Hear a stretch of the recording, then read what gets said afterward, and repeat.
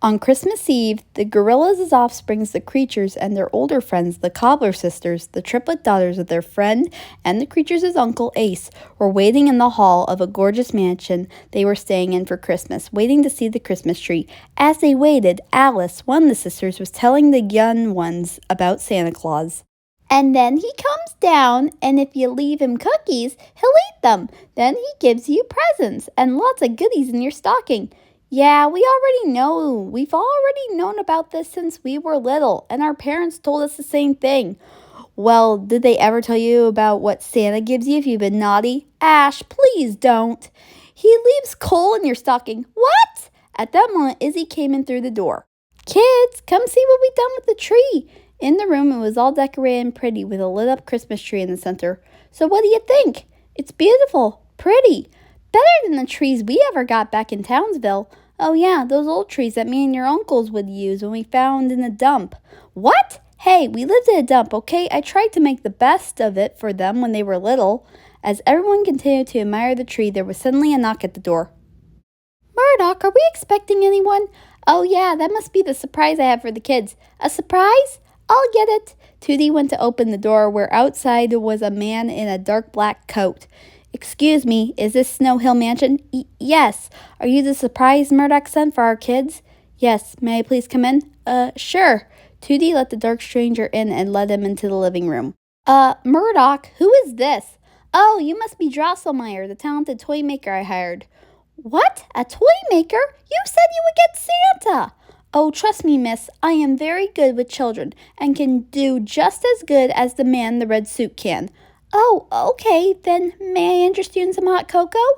Thank you, but I'm only here to entertain the children. All right, then. Kids, this is Mr. Drosselmeyer. He's a toy maker that has brought some fun and amazing toys for you to play with. The kids got all excited. Really? Really, Uncle Murdoch? We're practically 17 and are too old for toys. But Ash, don't you want to see what he's made? I bet it will be interesting. Fine. Drosselmeyer showed off his creations to the kids, who were amazed by all the big moving dolls and soldiers until he had one final toy to show them.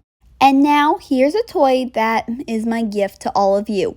Drosselmeyer reached into his coat and took out a wooden nutcracker. A nutcracker? How is that a toy? Well, little one, in the late 17th century in Germany's Oren Mountains, wood carvers made them to mock the neighboring soldiers who were unfamiliar with their surroundings. But by 1872, nutcrackers became the hottest toy for the Christmas season. Now, isn't that interesting, kids? Yes, it is. Well, it's yours now. I must be on my way now, so I fare you all good night.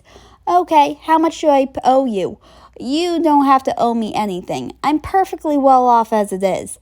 And with that, Drosselmeyer left. Later, the kids were taking turns with the nutcracker by cracking nuts in its mouth until LeoStar got a bigger nut. Now let's see if it will crack a nut this big. Leo, I don't think... LeoStar put the nut in the nutcracker's mouth when suddenly its mouth snapped. Leo, what's wrong? LeoStar broke the nutcracker. Izzy took a look at the nutcracker. Oh, it's okay. We can fix it. Izzy got some cloth that tied the nutcracker's mouth shut. There we go. Now it's getting late. Time for bed. Are you sure it will stay in place, Aunt Izzy? Of course. Now let's get some sleep.